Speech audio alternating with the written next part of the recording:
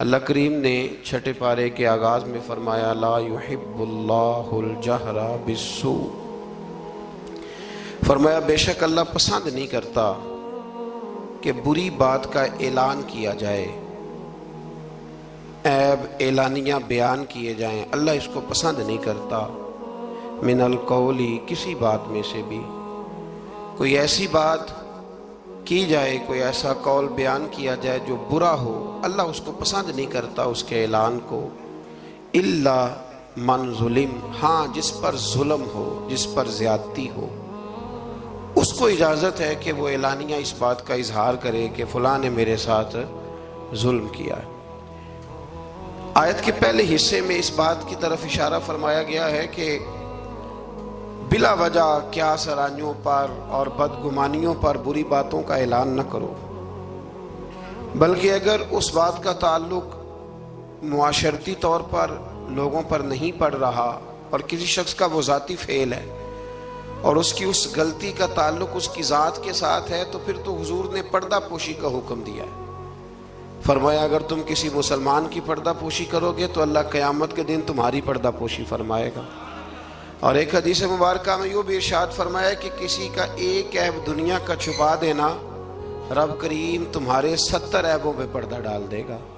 لیکن الا من ظلم، جس پر ظلم ہوا ہو، جس نے زیادتی سہی ہو، اور پھر اس کو یہ پتا ہو کہ اگر میں یہ ظلم سہوں گا تو یہ ظلم آگے بڑھے گا اور لوگ بھی اس ظلم کا شکار ہوں گے، تو پھر وہاں خاموش رہنے کا حکم نہیں ہے، وہاں بات کرنے کا حکم ہے، وہاں اظہار کرنے کا حکم ہے، وہاں اعلان کرنے کا حکم ہے۔ وہاں میرے رسول کریم علیہ السلام نے فرمایا افضل الجہاد کلمۃ الحق عند السلطان الجابر، فرمایا سب جہادوں میں افضل جہاد یہ ہے کہ تو ظالم بادشاہ کے سامنے کھڑے ہو کے سچی بات بیان کر، تو کہہ میرے ساتھ زیادتی ہوئی ہے، تو اعلان کر۔ حضرت عمر فاروق رضی اللہ تعالیٰ عنہ کا زمانہ مبارکہ تھا، تو مصر کے بادشاہ کے بیٹے نے ایک عام آدمی کے بیٹے کے ساتھ اپنا گھوڑا دوڑایا، تو اس غریب کے بیٹے کا گھوڑا جیت گیا۔ بادشاہ کے بیٹے کو سبکی محسوس ہوئی، تو اس نے اس غریب کے بیٹے کی پشت پر کوڑے مارنے شروع کیے، بہت زیادہ کوڑے مار کے اپنے حسد کی اس جلن کو، آگ کو ٹھنڈا کیا۔ یہ غریب کا بیٹا روتا ہوا گھر آ گیا۔ کچھ لوگ کہہ دیتے ہیں بچوں کو کہ بیٹا ہم نہیں ان ظالموں سے مقابلہ کر سکتے، برداشت کرو۔ وہ ظلم کو فروغ دیتے ہیں، وہ زیادتی کو پروان چڑھاتے ہیں، اس طرح لوگوں کے ہاتھ بھی کھلتے ہیں اور ظالم زیادہ سے زیادہ ظلم کرنے پر معاذ اللہ آمادہ ہوتا ہے۔ جب بیٹے نے آ کے گھر بتایا نا اس غریب کو کہ گورنر صاحب کے بیٹے نے میری پشت پہ درے مارے ہیں، تو اس نے کہا بیٹا میرے ساتھ گھوڑے پہ بیٹھو۔ کہا ابا جی کہاں جانا ہے؟ تو کہا بیٹا یہ ظلم کا دور نہیں، یہ عمر کا دور ہے، خاموش رہنا ظلم رہے گا، میرے ساتھ چلو مدینہ شریف چلتے ہیں۔ رات کا وقت تھا، جناب عمر سوئے ہوئے تھے، اس فریادی نے دروازے پہ آ کے صدا لگائی تو کمال ہی کر دی۔ اس نے کہا عمر باہر نکلو، یہ سونے کا وقت نہیں، جب ظلم ہونے لگے دنیا میں تو بادشاہ سویا نہیں کرتے، باہر آؤ۔ جناب فاروق اعظم باہر آئے تو اس نے کہا عمر ہماری غلطی کیا ہے کہ ہم غریب ہیں؟ غلطی یہ ہے کہ ہم تنگ دست ہیں، مجبور ہیں، دیکھو میرے بیٹے کی پشت کا کیا حال کیا۔ حضرت عمر نے اسی وقت بندے دوڑائے، فرمایا پکڑ کے لاؤ گورنر کو بھی اور بیٹے کو بھی۔ دونوں باپ بیٹا آئے تو کہا بیٹا جب اس نے تیری پشت پر درے مارے تھے تو اکیلا تھا؟ کہا ہاں۔ فرمایا اب تو سارا دربار سجا ہے نا، تو سب کے سامنے درے مار۔ بیٹے کو درے لگائے اور گورنر صاحب کے لیے حکم جاری کیا کہ ان سے شاہی لباس اتروا کے نا تو انہیں بوریے کا لباس پہناؤ، آج کے بعد گورنر ہی نہیں کریں گے، اونٹ چرایا کریں گے۔ لوگوں نے کہا حضور گورنر صاحب کا کیا قصور ہے، غلطی تو بیٹے کی تھی۔ فرمانے لگے اسی کا تو قصور ہے، اسی نے تو اس کے دل میں یہ بات ڈالی ہے کہ تو گورنر کا بیٹا ہے۔ کس نے اس کے دل میں یہ بات ڈالی کہ تو گورنر کا بیٹا ہے؟ ظلم کو فروغ ان لوگوں نے دیا ہے جو ظلم سہنے لگے، ظلم کو فروغ ان لوگوں نے دیا ہے جو مہنگائی پر خاموش رہتے۔ دنیا میں قتیل اس سا منافق نہیں کوئی جو ظلم تو سہتا ہے بغاوت نہیں کرتا۔ دنیا میں قتیل اس سا منافق نہیں کوئی، یہ سب سے بڑا ظالم ہے جو ظلم سہتا ہے اور لوگوں کو بھی مشورہ دیتا ہے اس دور میں کچھ نہیں ہو سکتا لہذا چپ کر جاؤ، کوئی ایک تو بولے گا نا یار میں حیران ہوتا ہوں کبھی کبھی، یعنی زمانہ بیت گیا نا ہمیں یہ کہتے ہوئے کہ پاک چین دوستی زندہ باد، اور اس نام پر ہم نے چینیوں کو عام ویزے دیے اور بغیر کسی تفتیش کے ان کو ہم نے پرمٹ جاری کیا یہاں آنے جانے کے، اور انہوں نے یہ حال کیا ہے کہ بیسیوں کے حساب سے ہماری بیٹیاں لے جا کے بیچنی شروع کر دی۔ کدھر گیا ہمارا سفارتی موقف، اور کہاں گیا ہمارا وہ ویژن جس میں ہم کہتے تھے ہم برابری کی بنیاد پر لوگوں کے ساتھ وقت گزاریں گے؟ یہ برابری کی بنیاد ہے، یہ برابری کی بنیاد ہے۔ اور ٹی وی روز خبر بریک کر دیتا ہے کہ 2 بچیاں اور سامنے آ گئی ہیں جن کے ساتھ یہ ظلم ہو رہا ہے۔ حکومتی نمائندوں میں سے کسی نے آگے بڑھ کے بات کیوں نہیں کی؟ اس پر گفتگو کیوں نہیں کی گئی؟ اور احتجاج کیوں نہیں ریکارڈ کرایا گیا؟ ان بچوں کو گرفتار کر لیا گیا ہے، لوگوں کو دکھا دیا گیا ہے، لیکن ہم نے بڑے لوگ گرفتار ہوتے بھی دیکھے اور پھر راتوں رات واپس جاتے بھی دیکھے۔ یہ ہم نے رنگ دیکھا، کسی کی دیت چلی گئی اور کسی کا کچھ چلا گیا، لیکن یہ ظلم کی رات زیادہ دیر تک چلے گی نہیں۔ یہ یاد رکھیں، ظلم جب بڑھ جاتا ہے تو پھر مٹ جاتا ہے، پھر وہ ختم ہو جاتا ہے۔ لیکن میں آپ سے گزارش کروں گا، رمضان المبارک میں قرآن مجید کا 6 پارہ پہلے نمبر پر ہمیں کہتا ہے ظلم سہنا چھوڑ دو، ظالموں کے ساتھ موافقت کرنا، مطابقت کرنا، ان کے ساتھ پیار کرنا یہ چھوڑ دو۔ ظالموں کی دوستی اچھی نہیں ہوتی۔ اس سے آگے جب ہم بڑھتے ہیں تو اللہ تبارک و تعالیٰ نے ایک گروہ کا ذکر کیا ہے، اس کے بارے میں فرمایا کہ وہ اللہ اور اس کے رسول کے ساتھ کفر کرتے ہیں، اور ایک بڑی انوکھی بات بیان کی ہے، فرمایا وہ کفر بھی کرتے ہیں اور وہ اللہ اور اس کے رسولوں کے درمیان فرق بھی کرنا چاہتے ہیں۔ وہ ارادہ رکھتے ہیں کہ اللہ اور اللہ کے رسولوں کے درمیان فرق کر دیں، جدائی پیدا کر دیں۔ فرمایا ان کا کہنا یہ ہے کہ وہ بعض رسولوں پر ایمان لاتے ہیں اور بعض کے ساتھ کفر کرتے ہیں۔ فرمایا یہ لوگ کافر ہیں اور ان کی باتیں رب کریم کے لیے قابل قبول نہیں ہیں، یہ ان کا رویہ اہل اسلام کے لیے قابل قبول، اور ان لوگوں کے بارے میں اللہ کریم نے فرمایا اولئک ھم الکافرون حقا۔ فرمایا یہ جو ہے نا کچھ رسولوں کو مانتے ہیں، کچھ کو نہیں مانتے، اور اللہ اور اس کے رسول کے درمیان جدائی کرنا چاہتے ہیں۔ فرمایا یہ پکے کافر ہیں، پکے کافر ہیں، پکے، یہ بڑے پکے۔ ہمارے بریلی شریف میں ایک استاد ہوا کرتے تھے، حضرت علامہ بہاؤل مصطفیٰ صاحب قبلہ، مولانا امجد علی اعظمی صاحب رحمۃ اللہ تعالیٰ علیہ کے چھوٹے صاحبزادے تھے، وہ ابھی بھی پڑھاتے ہیں بریلی شریف میں، جنہوں نے بہار شعر لکھی ہے۔ تو وہ کہا کرتے تھے کچھ کافر ہوتے ہیں، کچھ سپر کافر ہوتے ہیں۔ ہم نے ان سے کہا جناب یہ سپر کافر کون سے ہوتے ہیں؟ کہتے ہیں کافر تو وہ ہوتا ہے نا جو اللہ رسول کو مانتا نہیں، اور سپر کافر وہ ہوتا ہے جو کہتا ہے رب علیحدہ رسول علیحدہ، بالکل ان کو قریب نہیں ہونا چاہیے۔ فرمایا یہ سپر کافر ہے، اس لیے کہ کلمہ پڑھ کے بھی وہ بات کرتا ہے جس کا کوئی وجود موجود ہے۔ اللہ تعالیٰ سمجھنے کی توفیق عطا فرمائے۔ اس سے پھر تھوڑا سا جب ہم آگے بڑھتے ہیں تو اللہ تبارک و تعالیٰ نے حضرت عیسیٰ علیہ السلام کا ذکر فرمایا ہے کہ حضرت عیسیٰ علیہ السلام کو اللہ تبارک و تعالیٰ نے آسمانوں پہ اٹھا لیا۔ ہمارے مفسرین نے لکھا ہے کہ جب ان لوگوں نے یہ چال چلی کہ حضرت عیسیٰ علیہ السلام کو معاذ اللہ شہید کر دیا جائے، تو اللہ تعالیٰ نے اسی گروہ میں سے ایک شخص کو وہ شباہت دی جو حضرت عیسیٰ علیہ السلام کی شباہت تھی، اس کو انہوں نے سولی پہ چڑھا دیا، اور رب کریم نے حضرت عیسیٰ کو آسمانوں پہ بلا لیا۔ حضرت عیسیٰ 4تھے آسمان پر موجود ہیں اور زندہ ہیں، وہ تشریف لائیں گے، اور میرے رسول پاک نے فرمایا وہ میری مسجد میں نماز پڑھیں گے اور وہ یہاں آئیں گے، امت مسلمہ کی رہنمائی کریں گے، اور فرمایا اپنے کلمے کو فروغ نہیں دیں گے، میرا کلمہ پڑھوائیں گے لوگوں، اور فرمایا جب وہ نماز پڑھیں گے نا تو امامت بھی میری امت کا امام کرے گا۔ تو حضرت عیسیٰ علیہ السلام کا تشریف لانا یہاں بیان کیا گیا، پھر یہاں اللہ تعالیٰ نے اپنے بہت سارے رسولوں کے نام لے لے کے ذکر فرمائے، اور فرمایا کچھ نام ایسے ہیں جو ہم نے بتلا دیے ہیں، اور کچھ نام ایسے ہیں جو بتلائے، تو جو نہیں بتلائے ان پر بھی ایمان لانا ہے، اور جو بتلا دیے گئے ان پر بھی ایمان لانا ہے۔ یہاں اس بات کا بڑی وضاحت کے ساتھ ذکر فرمایا گیا۔ پھر اللہ تبارک و تعالیٰ نے آگے جا کے بعض ایسی باتیں جو پہلے بھی ہم ملاحظہ کر چکے ہیں ان باتوں کو بیان فرمایا، اور حضرت عیسیٰ علیہ السلام کے بارے میں خاص کر کے جو عیسائیوں کا عقیدہ ہے معاذ اللہ تعالیٰ.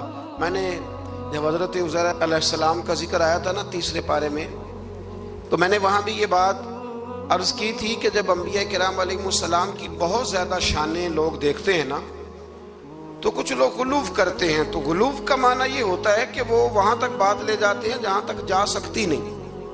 جب حضرت عزیر علیہ السلام 100 سال تک سوئے رہے اور بیدار ہوئے تو یہودیوں نے انہیں اللہ کا بیٹا کہنا شروع کر دیا. یہی حال حضرت عیسیٰ علیہ السلام کے ساتھ ہوا کہ جب حضرت عیسیٰ بغیر والد کے پیدا ہوئے تو لوگوں نے معاذ اللہ انہیں اللہ کا بیٹا کہنا شروع کر دیا. یہ غلو ہے، یہ وہ ظلم ہے عقیدے کے ساتھ. اب بھی بہت سارے لوگ نا ہمارے یہ جو جدید، میں تھوڑا سا جب پڑھتا ہوں نا جدید ماحول کو تو میں دیکھتا ہوں کہ ایک ایسا مذہب تیار کرنے کی دنیا میں کوشش کی جا رہی ہے جس کے اندر سب لوگوں کو جمع کر دیا جائے، ایسی کھچڑی پکائی جائے کہ نہ مسلمان کا پتہ چلے اور نہ کافر کا پتہ چلے. بالکل کھچڑی پکا دی جاتی ہے. تو کچھ لوگ کھچڑی پکانے والے ہوتے ہیں، تو کچھ لوگ ایسے ہوتے ہیں جو پھر کھچڑی سے چیزیں علیحدہ بھی کر لیتے ہیں، دال الگ کر لیتے ہیں اور گھی اور سونگ کے بتا دیتے ہیں کہ اصلی ہے کہ نکلی ہے، ڈالڈا ہے کہ. یہ بھی اللہ نے توفیق دیکھیں نا. ہم منفی باتوں کو اکثر بیان کرتے ہیں تو مثبت باتیں بھی بیان ہے. پھر اللہ تبارک و تعالیٰ نے آگے چل کے ارشاد فرمایا، کیا لوگو، میں نے تمہارے پاس اپنے رب ہونے کی دلیل تمہیں عطا کر دی. کوئی شخص جب کوئی دعویٰ کرتا ہے تو لوگ اس سے دلیل پوچھتے ہیں. اللہ کریم کا دعویٰ ہے لا الہ الا اللہ، یہ دعویٰ ہے کہ اللہ وحدہ لا شریک ہے. تو لوگ دلیل پوچھتے تھے، دلیل کیا ہے؟ تو اسی پارے میں اللہ کریم نے فرمایا یا ایھا الناس قد جاءکم برہان من ربکم، فرمایا لوگوں یہ جو میں نے تمہیں رسول عطا فرمائے ہیں نا، یہ تمہارے پاس تمہارے رب کی طرف سے دلیل آ گئی ہے. یہ دلیل ہے تمہارے پاس تمہارے رب کی طرف سے. حضرت عبداللہ ابن رواحہ رضی اللہ تعالیٰ عنہ فرمایا کرتے تھے کہ حضور کوئی معجزہ نہ دکھاتے، نہ چاند کو توڑتے، نہ سورج کو موڑتے، نہ رسول کریم علیہ السلام پتھروں سے کلمہ پڑھواتے، نہ درختوں سے سجدہ کرواتے، نہ مبارک انگلیوں سے چشمے جاری ہوتے. حضور کچھ نہ کرتے تو میرے محبوب کا چہرہ ہی ایسا تھا، لوگوں نے دیکھتے جانا تھا اور کلمہ پڑھتے جانا تھا. اس لیے کہ حضور صلی اللہ تعالیٰ علیہ وسلم کو اللہ نے وہ نورانیت، وہ کمال، وہ خوبصورتی عطا کی، وہ خاص جاذبیت ہے محبوب کی گفتگو میں بھی، حضور کی آنکھوں میں بھی، حضور کے لب و لہجے میں بھی، اور میرے رسول کے چہرہ انور میں بھی، اور پورا وجود حضور کا معجزہ ہے. تو اللہ تبارک و تعالیٰ نے پھر اسی پارے کے اندر اس بات کا بھی تذکرہ ارشاد فرمایا. شروع میں نا سورۃ المائدہ کے بالکل شروع میں اللہ تعالیٰ نے وعدے پورے کرنے کا حکم دیا. فرمایا ایمان والو اپنے وعدے پورے کرو. وعدہ پورا کرنا یہ انفرادی معاملہ نہیں، یہ اجتماعی معاملہ بھی ہے. اور ہمارے ہاں وعدے پورے نہیں کیے جاتے. وعدے پورے کرنا بڑا ہی ضروری ہے. ہمارے ہاں لوگ وعدہ نہیں پورا کرتے، اور میرے نبی کریم علیہ السلام نے حد بندی کر دی. فرمایا جو وعدے کا پابند نہیں اس کا تو دین ہی کوئی نہیں. اور ہمارے ملک میں حال یہ ہے وعدوں کے حوالے سے، میں نے کہا امیدوار تقریر کر رہا ہے اور جس بندے نے اپنی جیب سے اس کے اشتہار چھپوائے ہیں، پینا فلیکس چھپوائے ہیں، اور اس کی تصویر اس نے اپنے دل پہ لگائی ہوئی، اور نعرے بھی کھل کے مارے ہیں، اس نے کھل کے نعرے لگائے ہیں. اور جب اس نے وعدہ کیا نا کہ بس یہ سڑکیں پکی ہو جائیں گی، یہ پیرس بن جائے گا، اور ساتھ والی گلی مانچسٹر بن جائے گی، اور اس سے اگلی جو گلی ہوگی وہ لیڈز بن جائے گی، اور اس سے آگے جو ہے وہ بالکل برطانیہ والے دیکھنے آیا کریں گے، یہ سارے اس نے جہاں جہاں وعدہ کیا وہاں وہ جس نے اسٹیکر لگایا تھا اس نے نعرہ لگایا، پورا نعرہ لگا، پوری بات ہوئی. لیکن جب وہ تقریر سن کے باہر نکلتا ہے نا، پیسے بھی اس نے جیب سے لگائے ہیں، نعرے بھی اس نے لگائے ہیں، کرسیوں میں حصہ بھی ڈالا ہے جو وہاں اس نے سجائی ہوئی تھی، اور باہر نکلتے وہی بندہ کہہ رہا ہے کہ جو یہ کہہ رہا ہے نا سارا جھوٹ ہی کہہ رہا ہے. خود بیان کر. یہ قومی لیڈروں کی بات کر رہا ہوں تو آپ اندازہ کر لیں کہ عام لوگ، حضور نے فرمایا الناس والا دین ملوک، لوگ اپنے سرداروں کے مذہب پہ ہوتے ہیں. تو اگر سرداروں کا، بڑوں کا یہ معیار ہوگا گفتگو کا کہ ان کے سپورٹر اور ووٹر کہیں گے یہ بول جھوٹ رہا ہے سارے، اس نے کرنا کرانا کچھ بھی نہیں، تو جب آپ کے وعدوں کی نوعیت یہ ہو جائے گی تو اس کو کبھی بھی انفرادی مسئلہ نہ سمجھیں، اسے اجتماعی معاملہ سمجھیں۔ میرے رسول کریم صلی اللہ تعالیٰ علیہ وسلم اس قدر زیادہ پابندی فرماتے تھے کہ حضرت مرثد رضی اللہ تعالیٰ عنہ فرماتے ہیں کہ اعلان نبوت سے پہلے ایک شخص نے حضور کے ساتھ لین دین کا کوئی معاملہ کیا، کوئی چیز اس نے خریدی حضور علیہ السلام سے، اور نبی پاک کو ایک کنویں پہ بٹھا کے وہ گھر چلا گیا پیسے لینے، تو جا کے بھول گیا۔ 3 دن کے بعد اسے یاد آیا، اور وہ شخص کہتا ہے جب مجھے یاد آیا تو پھر بھی میں دوڑ کے نہیں آیا، میں نے کہا کہ وہ چلے گئے ہوں گے، 3 دن کون بیٹھا رہتا ہے۔ پھر بھی میں اپنے کام شام سمیٹ کر کے آیا، سیدہ خدیجہ الکبریٰ رضی اللہ تعالی عنہا کے دروازے پر میں نے دستک دی، اور جب اندر سے سیدہ بولی اور انہوں نے بول کر کے فرمایا کون ہے، تو میں نے کہا کہ میں حضور علیہ السلام سے ملنے آیا ہوں، تو وہ کہنے لگی کہ وہ 3 دن ہو گئے حضور تو گھر ہی نہیں تشریف لائے۔ فرماتے ہیں پھر میں تڑپا اور میں دوبارہ اس جگہ آیا تو حضور نے کچھ سخت جملہ نہیں کہا، فرمانے لگے خیریت تو تھی، آپ نے تو مجھے مشکل میں مبتلا کر دیا۔ آپ نے فرمایا یہاں بیٹھو، تو میں نے کہا بیٹھتا ہوں، تو پھر 3 دن ہو گئے بیٹھا ہوں، تو کہتے اس نے کہا کہ آپ اٹھ جاتے، تو محبوب فرمانے لگے کیسے اٹھ جاتا، تیرے ساتھ وعدہ جو کر لیا تھا یہاں بیٹھوں گا، اٹھ کیسے جاتا۔ تو معیار بنائیں زندگی کے اندر۔ یہ کیا بات ہوئی کچی کچی باتیں کرنا، اور باتیں کرتے وقت بھی ارادے کچے رکھنا، بات ہو جو گئی۔ پھر سے آگے اللہ تبارک و تعالیٰ نے کچھ ایسے جانوروں کا ذکر فرمایا ہے جو حلال ہیں، اور کچھ ایسی اشارے ارشاد فرمائے ہیں کہ کچھ جانور ایسے ہیں جو کھانا مسلمان کے لیے جائز نہیں ہے۔ اب ہمارا یہ معاملہ ہے کہ ہمیں تحقیق چاہیے ہوتی ہے، ہمارے کالم نگار اور میڈیا کی بے لگام آزادی اور سوشل میڈیا پر بے ہنگم گفتگو، ہمیں ہر چیز کی دلیل چاہیے ہوتی ہے۔ اب یہ بھی لوگ سوال کرنے لگے ہیں جی وہ حرام جانور جو یورپ کے ہاں اتنا زیادہ کھایا جاتا ہے وہ بیمار تو نہیں ہوتے، وہ مرتے تو نہیں، تو وہ فلاں تو نہیں ہوتا۔ تو خدا کے بندو، کوئی ضروری ہے کہ کوئی ایسی چیز لوگ کھائیں تو اس سے ماری جائیں تو وہ غلط ہوگی؟ نشہ کرنے سے آدمی مر جاتا ہے۔ لیکن حضرت صدیق اکبر نے جو جواب دیا تھا وہ بڑا شاندار ہے۔ کسی نے کہا کہ جب شراب حرام نہیں ہوئی تھی تو تب آپ پیتے تھے؟ تو ابو بکر صدیق فرمانے لگے میں وہ کام نہیں کرتا جو کرنے کے بعد بیوی اور بہن کی پہچان ختم ہو جاتی ہے، میں وہ کام نہیں کرتا۔ آپ سمجھیے گا بات کو کہ ضروری ہے کہ ہر بات کی حکمت ہی بتائی جائے، اور یہی کہا جائے کہ وہ فلانی چیز کھانے کے بعد کوئی مر گیا ہے، ضروری ہے؟ تو پھر اور بہت ساری چیزیں ہیں، آپ ان کو کھائیں اور کھانے کے بعد تجربہ کریں اور بتائیں کہ مرے ہیں کہ بچے ہیں۔ تو یہ بے ہنگم آزادی، بے ہنگم گفتگو کو جنم دیتی ہے۔ قرآن کتاب ہدایت ہے، ہر جگہ ہدایت دیتا ہے، لیکن کچھ جوامع الکلم ہیں، 1-2 جملوں کے اندر سمندر بند ہے۔ کچھ آیات ایسی ہیں کہ جن آیات کا رٹ لینا بڑا ضروری ہے، اور جو روز ہمارے ایک دوسرے سے تعلق رہتے ہیں، رشتے رہتے ہیں، ان رشتوں کے اندر وہ آیات ہمارے لیے سنگ میل ہیں۔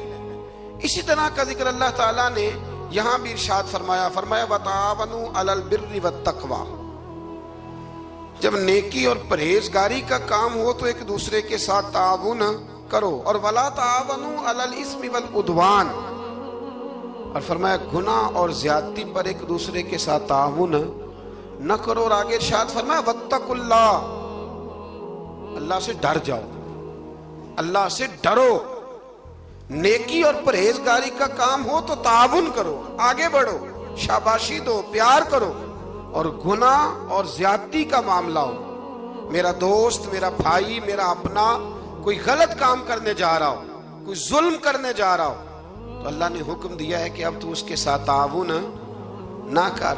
ہمارے ہاں پناہیں دی جاتی ہیں، وہ ہمارے دیہاتوں میں نا کوئی کسی کی بہو بیٹی کو بھگا کے لے آتا تھا نا، تو یار کہتے تھے یاری کا یہ بہت بڑا ہمارے ذمہ قرض ہے کہ ہم نے اس کے ساتھ تعاون کرنا۔ غلط کام میں تعاون کرنا، حرام فعل میں تعاون کرنا، ظلم اور زیادتی پر ایک دوسرے کے ساتھ تعاون کرنا، وہ جبر کر رہا ہے اور تو تعاون کر رہا ہے، اور اس کو مردانگی قرار دیا جاتا تھا۔ مردانگی، یہ کوئی مردانگی ہے؟ یہ تو وہ والی بے حیائی ہے کہ جس کے بارے میں فرمایا جب تو بے حیا ہو جائے تو جو تیرا دل کرے تو کر۔ یہ کوئی مردانگی نہیں، آپ ظلم اور زیادتی پر مدد کر رہے ہیں۔ یہ آپ کو پتہ ہے کہ میرے دوست نے جبر کیا ہے، ظلم کیا ہے، کچہری اور تھانے میں گھسیٹ کر کے اپنے مخالف کو لے گیا ہے، تو تو آپ اس کے ساتھ تعاون کر رہے ہیں، آگے بڑھے ہوئے ہیں، تو یاد رکھیں اپنی زندگی میں اس بات کو، یہ قرآن نے ایک اسلوب دے دیا، تعاون کرنا ہے نیکی اور پرہیزگاری پر، گناہ اور بدی پر کبھی تعاون۔ میرے رسول کریم علیہ السلام نے فرمایا اپنے بھائی کی مدد کرو، چاہے وہ ظالم ہو یا مظلوم ہو۔ تو صحابہ نے عرض کی یا رسول اللہ صلی اللہ علیہ وسلم مظلوم کی مدد تو سمجھ میں آ گئی، تو ظالم کی مدد کیسے کرے؟ تو نبی کریم علیہ الصلوۃ والسلام نے فرمایا ظالم کو ظلم کرنے سے روک دو، یہ تمہاری مدد ہوگی۔ یہ تو یاروں کے ساتھ لڑنے چلے جاتے ہیں، پوچھتے بھی نہیں کہ حق پہ ہیں کہ نہیں، چلے جاتے ہیں، کہتے ہیں بس دوستوں کا پروگرام بن گیا تھا، فلاں بس والے کو مارنا ہے، تو چلے گئے سارے۔ وہ خدا کے بندے تو ظلم اور زیادتی میں مددگار بن گئے۔ اور میں نے دیکھا ہے رویہ اتنا خوفناک ہے، اب جو اگلی بات کرنے لگا ہوں وہ ذرا ناراض کرنے والی ہے، اس سے بہت سارے لوگ ناراض ہوتے ہیں، لیکن چونکہ ضروری ہے تو کرنی بھی ضروری ہے۔ الیکشن کے دنوں میں بڑی مدد ہوتی ہے، ہمیں پتہ ہے بندہ ظالم ہے، جابر ہے، لیکن کیا کرے جی ہماری برادری کا ہے، کیا کرے جی ہمارا اپنا ہے، کیا کرے جی ہمارا محلے دار ہے۔ تو ابو جہل بھی تو حضور کی برادری کا تھا، محلے دار تھا، رشتہ دار تھا، تو کیا اس کی مدد ہو جاتی؟ یزید جو ہے وہ بھی تو اسی خاندان سے تعلق رکھتا تھا، اوپر جا کے یہیں سے مل جاتا تھا، تو امام حسین نے اس کے ظلم پر اس کی مدد کیوں نہ کی؟ تو اس لیے یہ رویہ بدلیں، نیکی اور پرہیزگاری کے کام میں آگے بڑھیں، دوڑ کر تعاون کریں، اور ظلم اور زیادتی کے معاملات میں کبھی بھی کسی شخص کے ساتھ کوئی رویہ آپ تعاون کا بالکل برقرار نہ رکھیں۔ ایک آیہ کریمہ سورۃ المائدہ کی آیت نمبر 3 کا جو ابتدائی حصہ ہے وہ بھی بڑا شاندار ہے۔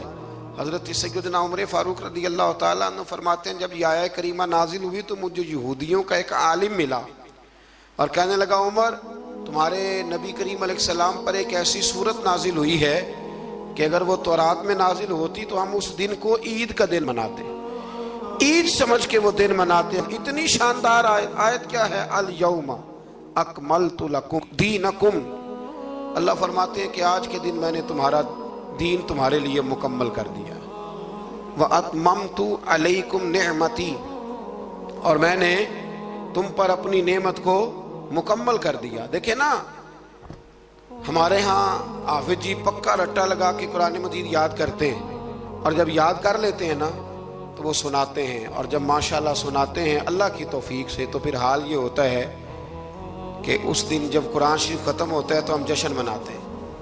خوشی ہوتی ہے کہ نہیں ہوتی؟ یہ ناظرہ قرآن مجید کو بچہ مکمل کرتا ہے تو تب بھی خوشی ہوتی ہے کہ نہیں ہوتی؟ اور ہمارے ہاں جو لوگ عام ختم شریف کے مخالف ہیں، ختم بخاری کے، وہ بھی بڑے قائل ہیں۔ تو اگر دین مکمل ہو جائے، پچھلا کوئی دین بھی مکمل نہیں تھا تو یہ دین مکمل ہے ہمارے پاس، یعنی اتنا مکمل ہے کہ ہمیں چھینکنے کا طریقہ بھی باہر سے لینے جانے کی کوئی ضرورت نہیں، وہ بھی ہمارے رسول نے ہمیں گھر میں عطا فرمایا ہے، وہ بھی ہمیں باہر سے لے جانے کی ضرورت۔ اکملت لکم، مکمل کر دیا تمہارے لیے۔ اور یہ جو لفظ لکم ہے اس پر بڑی خوبصورت بات قاضی ثناء اللہ صاحب پانی پتی رحمۃ اللہ لکھی ہے، وہ فرماتے رب فرماتے ہیں مکمل بھی میں نے تمہارے لیے کیا ہے، تمہارے لیے مکمل کیا ہے تاکہ تم راضی ہو جاؤ، تمہارے لیے آگے جینا آسان ہو جائے۔ تو میرے عزیز دوستو اس سے تھوڑا سا آگے جب ہم جائیں گے تو اللہ تبارک و تعالیٰ نے وضو کے فرائض بھی اسی جگہ بیان فرمائے، اور پھر اللہ تبارک و تعالیٰ نے انصاف کرنے کے لیے کھڑا ہونے کا حکم بھی انہی آیات کے اندر دیا۔ اور جب آپ انصاف کے لیے کھڑے ہوں گے، وہ کوئی بھی ہو، اور جب آپ عدل کریں گے تو اللہ کریم نے ارشاد فرمایا کہ پھر تمہیں ایک ایسی نعمت ملے گی جس کا قرآن مجید میں جا بجا ذکر ہے۔ وہ نعمت کیا ہے؟ فرمایا اعدلوا، تم عدل کرو، وہ اقرب للتقوی، اب یہ تقوی کے قریب ہو جائے گا۔ اور جب انسان تقوی کے قریب ہوتا ہے تو پھر اپنے رب کے قریب ہو جاتا ہے۔ عدل کرو، انصاف کرو، تمہارے ہاتھ ایک گھر کا ہی عدل اور انصاف کیوں نہ آئے، انصاف کا ترازو۔ اس لیے حضور صلی اللہ علیہ وسلم نے فرمایا ہر ایک نگران ہے اور اس سے اس کی رعایا کے بارے میں سوال کیا جائے گا۔ آگے جا کے نا اسی پارے کے اندر حضرت آدم علیہ السلام کے ان 2 بیٹوں کا بھی ذکر ہے کہ جس میں ایک بیٹے نے دوسرے کو قتل کر دیا تھا۔ اس نے جب اس کو قتل کیا، اور قتل کی بنیاد جو یہاں بیان کی گئی وہ حسد ہے، حسد جو ہوتا ہے نا، حسد یہ ایک عجیب و غریب چیز کا نام ہے، روگ ہے یہ باطن کا، یہ باطن کا روگ ہے. اور حسد جب آ جاتا ہے نا تو پھر انسان کو جلا دیتا ہے، اور پھر انسان معاذ اللہ تعالیٰ ایسے ایسے عجیب حرکات کرتا ہے، ہوتا اصل میں حسد ہے. اور امام غزالی رحمۃ اللہ تعالیٰ علیہ نے تو یہاں تک لکھا ہے، فرماتے ہیں یہ تکبر اور حسد زیادہ تر اہل علم لوگوں میں ہوتا ہے. اللہ تعالیٰ ہمیں معاف فرمائے. اب اس کے ترجمہ آپ نے صرف مولوی نہیں کر لینا. ویسے لوگ کہتے ہیں مولوی پڑھے لکھے نہیں، تو کوئی ایسی بات بیان کی جائے تو فٹافٹ کہتے ہیں مولویاں دی گل ہو رہی. تو بھئی یہ اہل علم سے مراد ایم ایس سی والا بھی ہے، پی ایچ ڈی والا بھی ہے، پڑھے لکھے لوگوں میں. اور یہ جو تکلیف دہ قسم کی اذیت دیتے ہیں نا اپنے مخالف کو، یہ اکثر پڑھے لکھے لوگ دیتے ہیں. سادہ آدمی تو غصہ بھی سادگی میں ہی کرتا ہے اور راضی بھی سادگی میں ہو جاتا ہے. تو وہ حسد کی بنیاد پر قابیل نے حابیل کو قتل کر دیا. تو آگے قرآن مجید نے جو اسلوب بیان کیا وہ بڑا اور زیادہ نصیحت آموز ہے.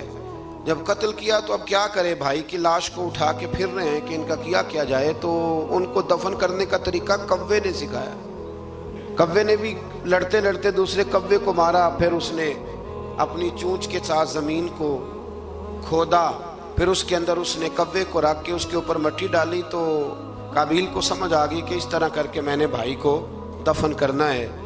تو اگر کوا کوئی بات سکھا سکتا ہے تو اس کا مطلب ہے سیکھنے والا کہیں سے بھی سیکھ سکتا ہے. شرط یہ ہے کہ اس کا سیکھنے کا پروگرام ہو، اس کا ارادہ ہو کہ میں نے سیکھنا ہے. کچھ چیزیں ایسی ہوتی ہیں جو نظریاتی ہوتی ہیں، تو جو نظریاتی چیزیں ہوتی ہیں ان پر ظاہر ہے فوکس بھی زیادہ ہوتا ہے.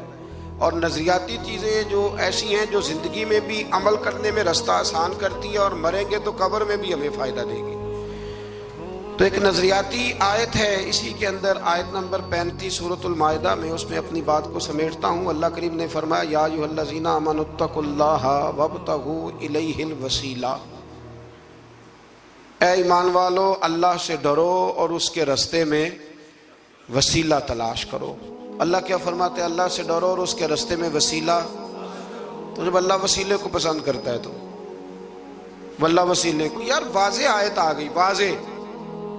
میں حیران ہوتا ہوں بعض اوقات کہ واضح دلیل کے باوجود لوگ کہتے ہیں کہ جی یہاں سے مراد کچھ اور ہے. تو میں نے کہا کس نے تمہیں کہا کہ مراد لو؟ تم کون ہوتے ہو اپنی مرضی سے قرآن کی تشریح کرنے والے، تفسیر کرنے والے؟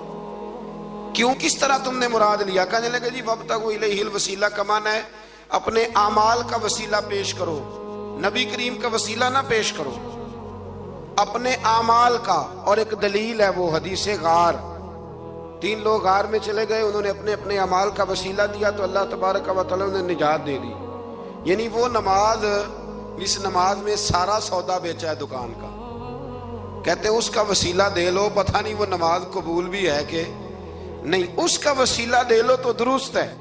اور وہ والا حج جو سارا معاذ اللہ دکھاوے پہ گزر گیا، اس کا وسیلہ دے لو تو جائز ہے. اور وہ زکوٰۃ پتہ نہیں پوری دی کہ نہیں دی، اس کا وسیلہ دے لو تو، یعنی وہ اعمال جو پتہ نہیں قبول ہیں کہ نہیں، ان کا وسیلہ دے لو تو وہ جائز ہے. تو یہ تو اعمال پتہ نہیں مقبول ہیں کہ نہیں مقبول، تو اس رسول کا وسیلہ نہ دیں جو ہر وقت ہی رب کی بارگاہ میں مقبول ہے. اور صرف دنیا میں ہی مقبول نہیں، قبر میں بھی مقبول ہے. اور قیامت کے دن بھی شفاعت کا سہرا سجے گا تو مصطفیٰ کے سر انور پر سجے گا. ہمارے ہاں بڑے عجیب و غریب رویوں کے لوگ پائے جاتے ہیں، اور پھر جو ان کی باتیں قبول کرنے والے ہیں وہ اس سے بھی زیادہ وسیع و ظرف ہیں، وہ اس سے زیادہ بلند حوصلوں کے مالک ہیں. وہ صاحبان علم و فکر فٹافٹ آ جاتے ہیں، کہتے ہیں جی مطلب وسیلے کی ضرورت کیا ہے؟ اللہ جب سارا کچھ ڈائریکٹ سنتا ہے. اور میں نے کہا خدا کے بندے، تجھے تو اللہ نے بغیر وسیلے کے پیدا نہیں کیا، گرا ہے کوئی اوپر سے چھت سے، لیکن نا اللہ محنت کرنے کا حکم دیتا ہے تو بغیر وسیلے کے بھی اللہ روزی عطا کر ہی سکتا ہے نا. اگر منو سلوا صبح بنی اسرائیل کی چھتوں سے مل سکتا تھا تو ہمارے بستر میں تکیے کے نیچے سے بھی نوٹ نکل سکتے تھے. پر اللہ نے فرمایا اٹھ کے جاؤ، کام کرو، کچھ کرو گے تو پھر تمہیں ملے گا. تو جب اللہ تعالیٰ نے سارا نظام ہی وسیلے کا بنایا ہے تو عجیب منظر ہے اور عجیب کیفیت ہے کہ اس بات پہ لوگ کتابیں چھاپنے لگ جاتے ہیں، اس پر لوگ توجہ دینے لگ جاتے ہیں. میرے رسول کریم علیہ السلام کی صاحبزادی کا وصال ہو گیا تو جب غسل دیا حضور کی بڑی صاحبزادی کو تو نبی کریم علیہ السلام نے ارشاد فرمایا کہ ٹھہرو ابھی کفن نہ دینا. تو صحابیات نے عرض کی حضور کیا کرنا ہے؟ تو محبوب اندر گئے اور اپنا کرتا اتارا. فرمایا میری بیٹی کو میرے کرتے میں کفن دو, امید ہے اللہ اس کی برکت سے اس کی قبر کو روشن فرما دے گا. تو یہاں تو تبرکات وسیلہ بن رہے ہیں. تبرکات. حضرت انس بن مالک رضی اللہ تعالیٰ عنہ کے پاس حضور کے ناخن تھے. انہوں نے وصیت کی تھی جب میرا انتقال ہو جائے تو میری زبان کے نیچے رکھ دینا. تو میرے بھائی یہ ساری چیزیں تو وسیلہ بن رہی ہیں. وَابْتَغُوا إِلَيْهِ الْوَسِيلَةَ. بس یہ ہے کہ زندگی میں کوئی وسیلہ تلاش کر کے رکھو. کوئی وسیلہ زندگی میں تلاش کر کے رکھو. کوئی وسیلہ زندگی میں تلاش کر کے رکھو. ایک بہت ضعیف العمر بزرگ تھے تو آخری عمر میں انہوں نے طریقت کو بڑا پڑھا, تصوف کو بڑا پڑھا. آخری عمر میں ایک شخص کے مرید ہو گئے. کالم نویس ان پہ لکھتا ہے, وہ کہتا ہے میں نے ان سے کہا کہ بابا جی اب کوئی عمر تو نہیں تھی مرید ہونے کی, بندہ شروع میں مرید ہو کوئی تربیت بھی لیتا ہے. تو کہنے لگے بیٹے میں نے مرشد کے آداب بڑے پڑھے تھے لیکن کوئی ایسا وسیلہ بن نہ سکا, کامل مرشد تک پہنچ نہ سکا. پھر ارادہ کیا کہ اللہ کی توفیق سے اور تلاش کرتا ہوں تو بڑھاپے میں مل گیا ہے. تو اس نے کہا حضرت جی اب کیا فائدہ؟ تو کہنے لگے فائدہ کیوں نہیں, مرنا تے ہے تو کسی دے سرے چڑھ کے کیوں نہ مریے. مرنا تے ہے تو کسی دے ہو کے کیوں نہ مریے. اس لیے آخری عمر میں اسے ہی پروگرام میرا پکا بن گیا ہے. اور یہ وَابْتَغُوا إِلَيْهِ الْوَسِيلَةَ پر شاہ ولی اللہ صاحب محدث دہلوی رحمت اللہ تعالیٰ علیہ, وقت نہیں ہے ورنہ میں کچھ اور بزرگوں کے بھی یہاں آپ کو حوالے پیش کرتا. شاہ ولی اللہ صاحب کو برلے صغیر پاک کو ان کے تقریباً تمام مکاتب فکر, ویسے لوگ انکار کرنے پہ آئیں تو وہ امام اعظم کا بھی کر دیں ان کی مرضی ہے, لیکن تمام مکاتب فکر شاہ ولی اللہ صاحب کے نہ صرف عقیدت مند ہیں بلکہ ان کے شاگردوں کی لسٹ میں. تو شاہ ولی اللہ صاحب نے یہاں وَابْتَغُوا إِلَيْهِ الْوَسِيلَةَ پر لکھا ہے. فرماتے اس کا معنی یہ ہے کہ کوئی مرشد کامل تلاش کرو. اس کا معنی یہ ہے کہ تم کہیں جاؤ اور وہاں سے تربیت حاصل کرو اور کسی کے رستوں کے مسافر بن کے تم اللہ رسول کی بارگاہ میں آؤ. یہ ہمارے بزرگوں نے نہیں لکھا, یہ حضرت شاہ ولی اللہ صاحب علیہ رحمہ اس کو نقل کرتے ہیں. تو وسیلہ ایک بڑی محبوب چیز کا نام ہے, اللہ اس کو محبوب رکھتے ہیں. قیامت میں رب حساب ہی نہیں شروع کرے گا. بخاری مسلم میں موجود ہے حساب اس وقت شروع ہوگا جب میرے رسول پاک سفارش کریں گے.